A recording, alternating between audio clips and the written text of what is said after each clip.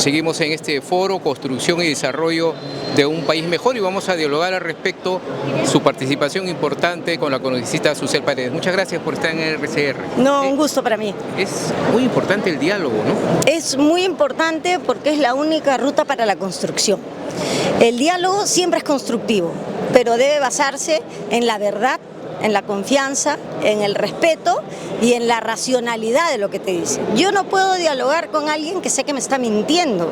Yo no puedo dialogar con alguien que sé que me está robando, que me está engañando.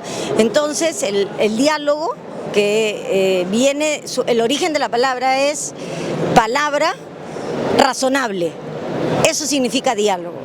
Entonces, el ejemplo que han dado Capeco y la Federación de Trabajadores de Construcción Civil es precisamente la construcción de estas palabras razonables basadas en un contexto de verdad, en un contexto de respeto. Inclusive el ingeniero Guido Valdivia ha hablado de discrepancias, de protestas. Sin embargo, estas se han escuchado con atención, han tenido capacidad de escuchar lo que dice el otro para poder lograr 21 años sin paralizaciones de esta actividad económica, y ese es un logro político para el Perú y un ejemplo para que se siga en otras actividades económicas. Es un ejemplo a replicar en otros temas, porque estamos en una crisis en nuestro país que mediante el diálogo, se habla mucho de diálogo en diferentes puntos, ¿no? Pero no se llega a ningún consenso.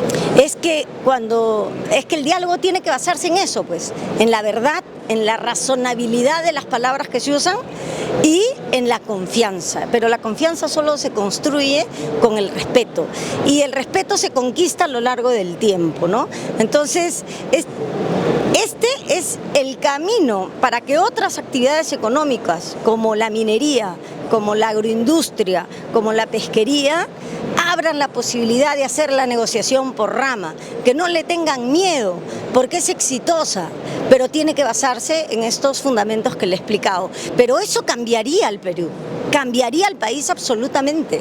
Usted recordaba, por ejemplo, este acuerdo que se llegó para las líneas de transporte aquí en Lima sin interesar las ideologías políticas, con una de Fuerza Popular. Claro, con la congresista Patricia Juárez, con quien coincidíamos que era necesario legislar para que ATU pueda otorgar nuevas líneas, o sea, pueda otorgar licencias de nuevas líneas.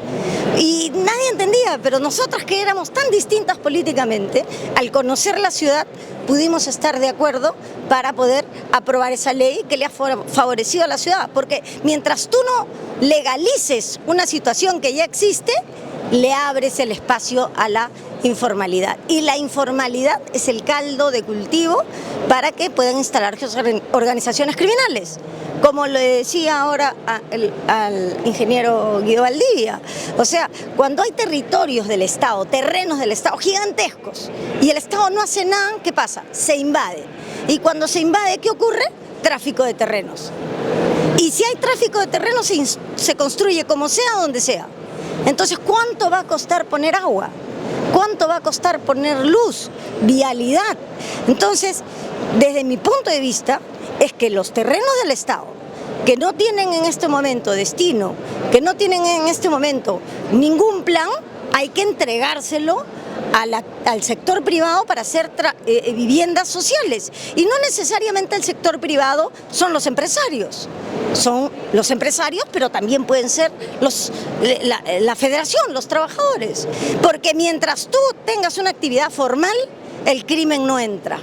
Y ahora lo que tenemos en el Perú es que, como tenemos el 70% informal en todo, o 80% en algunas actividades económicas, el crimen organizado ha penetrado, y entonces tenemos los resultados de las muertes, de las luchas por el control de los territorios desocupados, y es lo que ha producido los lamentables asesinatos de los compañeros dirigentes de construcción civil. No, y es un tema muy preocupante porque es un sector que se ha golpeado. Son 24 muertos hasta la fecha, producto de la extorsión, del crimen organizado. Así es, y ese crimen organizado ¿Para qué? ¿Por qué agrede a los dirigentes? Porque tiene que manifestar su fuerza respecto a otra organización criminal. Las muertes son por la conquista de determinado territorio y esto no puede seguir así.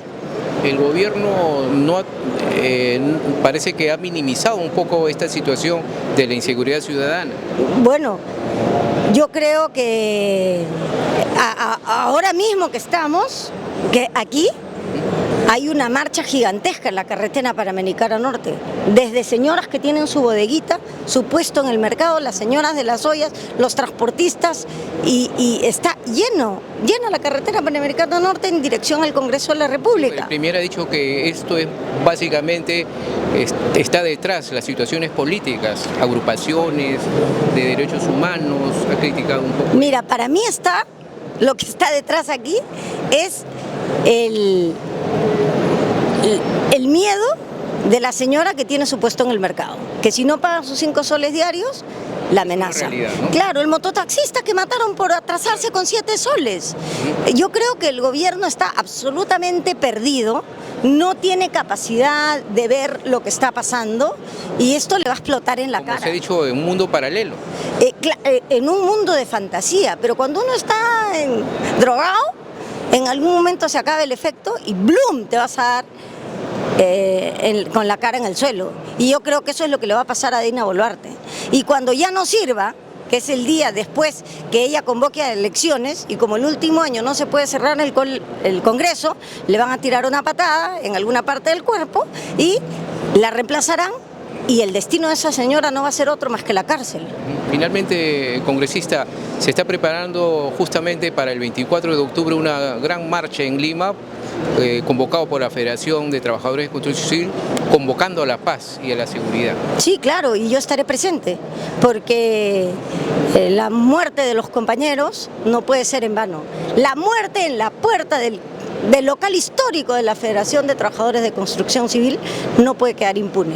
Y ahí estaremos apoyando, porque efectivamente todos los peruanos y las peruanas tenemos que construir la paz que ha destruido este gobierno, o que no deja espacios para construir. Entonces tendremos que ser nosotros, la sociedad civil, desde todos los sectores empresariales, sindicatos, políticos, políticas, las señoras de las ollas comunes, las señoras de los mercados, el mototaxista, la tendremos que construir nosotros. Muchas gracias, congresista. Gracias a ustedes y felicitaciones por este magnífico evento.